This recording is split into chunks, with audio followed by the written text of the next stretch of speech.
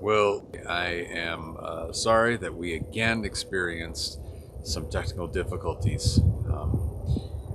I am now talking to you on the same technology that we use typically for our live streams after I have troubleshot and hoping that this reaches you.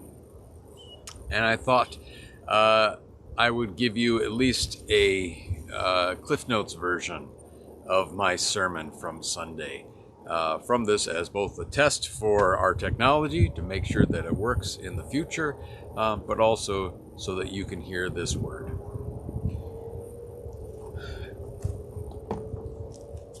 Saints and sisters should not get puffed up, but Christ. Text from St. Paul. You see,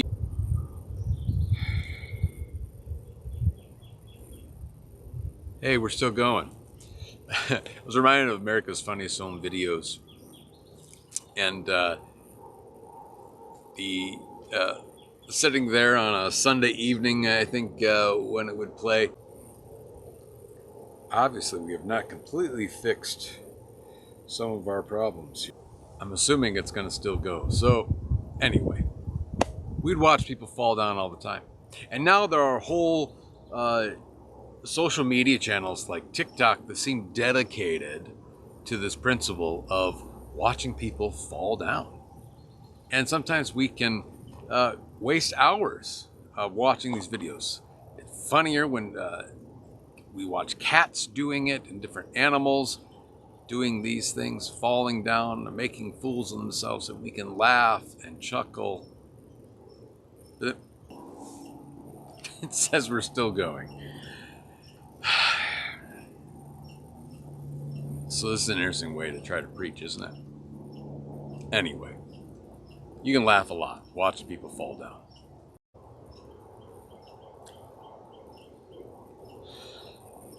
So how do we react? We laugh, yes. We scoff. We say, well, they probably had it coming to them. We said if they had just done this, they wouldn't have done it.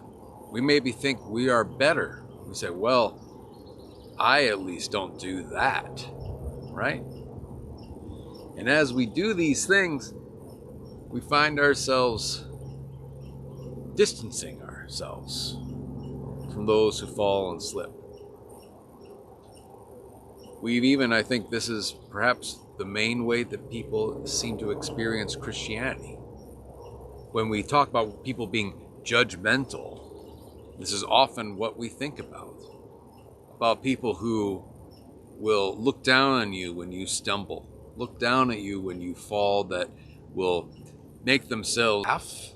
Oh my gosh. To restore them in a spirit of gentleness, which seems like the exact opposite.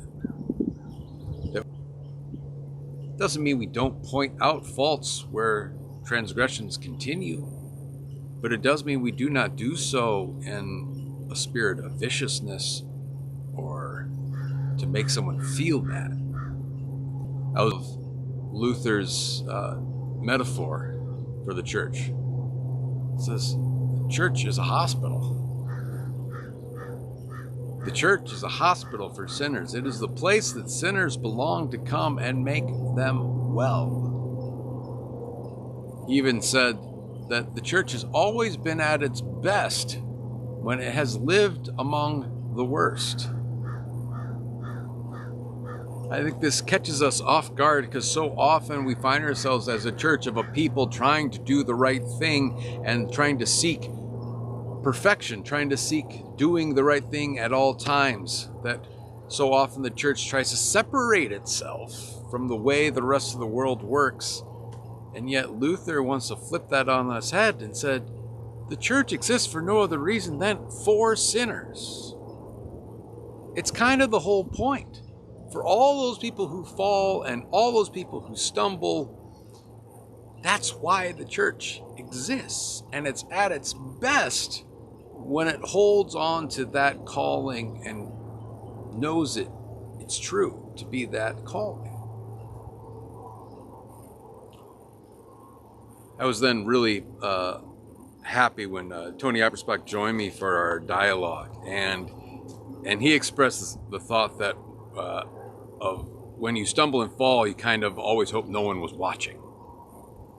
And I think that's a wonderful to take it from this other side of not just what we do when we see other people fall, but how we react to when we do something silly or misstep, and we hope no one's watching. And I wonder how many of us tiptoe around church hoping no one's watching, or tiptoe around our society hoping no one's watching, that no one caught us, saw us doing the thing that we know we probably shouldn't do, or that little misstep that we made. And it is it just seems to be part of the very human response. And once again, we need to hear, what are we doing at church if this is what we think church is about? If church truly is a hospital for sinners, if it truly exists for those who fall and stumble, then what are we hiding from? How are we withholding from Christ, from our brothers and sisters, if we're tiptoeing around trying to not make a mistake, or hoping that no one sees it? What kind of vulnerability do we need, and what kind of vulnerability does this community need to make sure that that message is loud and clear? That we truly are a place where people can be restored in a spirit of gentleness, where the law of Christ prevails, which is the love for all, so that they might get back up on their feet again. Well, that is the word of God I have to share for you, and I have no idea if that made it all the way through or not. I'm sure there was plenty of hiccups along the way, but I thank you for joining us. We're going to keep working at this so that by the time we go outside next, hopefully it'll work smoothly. Thank you. Amen.